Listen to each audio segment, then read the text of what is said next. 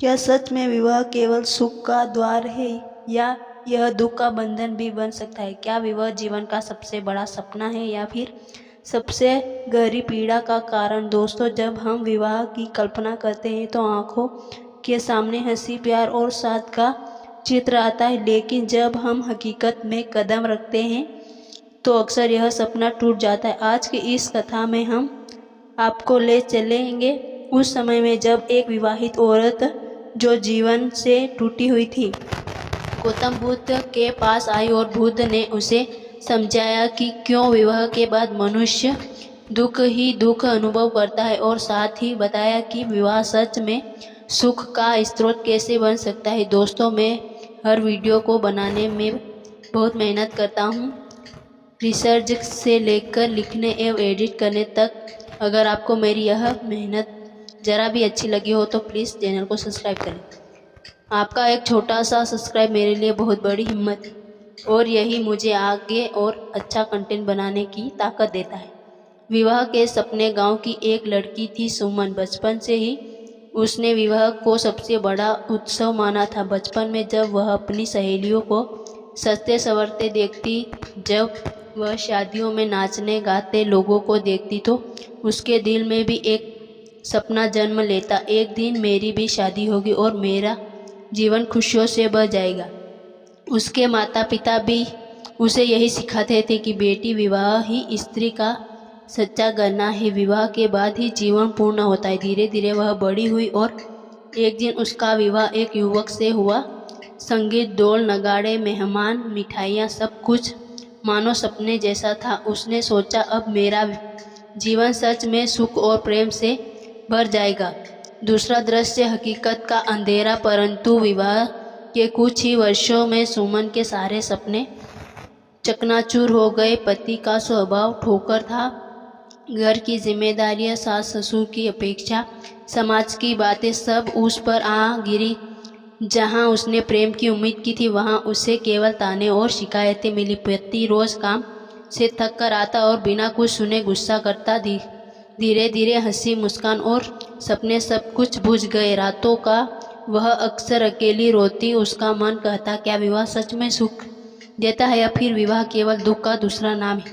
तीसरा दृश्य, बुद्ध के पास आना। एक दिन जब गौतम बुद्ध अपने शिष्यों के साथ गांव में ठहरे हुए थे, सुमन उनके पास पहुंची। उसकी आंखें आंसुओं से भरी थी, चेहरा थका हुआ था और मन टूटा हुआ था। वह बुद्ध के चरणों में गिर पड़ी और रोते हुए बोली, भगवान, मैंने विवाह किया था सुख के लिए, परंतु अब मेरे जीवन दुख का सागर बन गया है। मुझे समझाइए, क्यों विवाह के बाद दुख ही दुख है? चौथा दृश्य, बुद्ध की करुणा। बुद्ध ने शांत दृष्टि से उसकी ओर देखा और उनके चेहरे पर करुणा थी। उन्होंने धीरे से कहा, बहन, अपने हृदय का बोझ खोल कर कहो, विवाह में तुम्हें कौन सा दुख मिला? सुमन बोली, भगवान, विवाह के समय सब कहते थे कि यह जीवन का सबसे बड़ा सुख है, पर मेरे लिए यह केवल आंसुओं की डोरी बन गया। पति के प्रेम की जगह डर है, घर में समझ की जगह ताने, और हर दिन लगता है कि मैं कैद में जी रही हूँ। पांचवा दृश्य, बुद्धों का पहला उत्तर। बुद्ध ने शांति से कहा, संसार में हर बंधन जब तक लोभ, मोह और अपेक्षा से बंधा है वह दुख का कारण बनेगा। विवाह भी ऐसा ही है।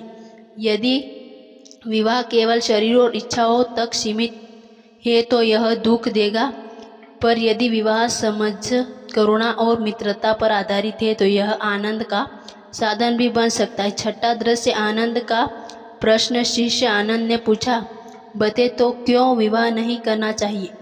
बुद्ध मुस्कुराए और बोले, आनंद, विवाह करना गलत नहीं है, पर विवाह तभी सार्थक है जब वह दो आत्माओं को ऊपर उठाए। जहाँ विवाह अधिकार में बदल जाए वहाँ दुख निश्चित है, जहाँ विवाह त्याग और समझ में बदल वहाँ आनंद निश्चित है। सातवां दृश्य, गहरी शिक्षा, उपमाएं। बुद्ध ने गांव वालों को संबंधित करते हुए कहा, विवाह नदी की धारा जैसा है। यदि दोनों पति पत्नी एक दूसरे का सहारा बनकर बहे तो जीवन समुद्र तक पहुंच जाता है, पर यदि दोनों विपरीत दिशा में खींचे तो नाव टूट जाती है। विवाह अग्नि जैसा है, यदि उसमें प्रेम और समझ की आहुति दो तो वह घर को उजाले से भर देता है। यदि उसमें क्रोध और मोह डालो तो वह अग्नि सब कुछ जला देती है। 8वां दृश्य, पत्नी का आत्मबोध। सुमन रोते हुए बोली, भगवान, मैंने हमेशा अपने पति से अपेक्षा की कि वे मुझे खुश करें, पर मैंने कभी यह नहीं सोचा कि उनकी पीड़ा कम कर सकती हूँ। शायद मैंने विवाह को केवल पाने का साधन माना, देने का नहीं। बुद्ध ने कहा, बहन, जब तक तुम लेने की सोचोगी दुख पाओगी, जब देने की सोचोगी तब विवाह आनंद का मंदिर बनेगा। 9वां दृश्य, गहरा निष्कर्ष। बुद्ध ने सभी से कहा, याद रखो, विवाह स्वयं सुख नहीं देगा। हमारी अशक्ति, हमारी अपेक्षा की विवाह को दुखमय बना देती है। जहाँ अधिकार है वहाँ दुख है, जहाँ त्याग है वहाँ सुख है, और जहाँ प्रेम है वहाँ मुक्ति है। समापन। धीरे धीरे सुमन की आंखों में आंसू थम गए, उसके चेहरे पर शांति उतर आई।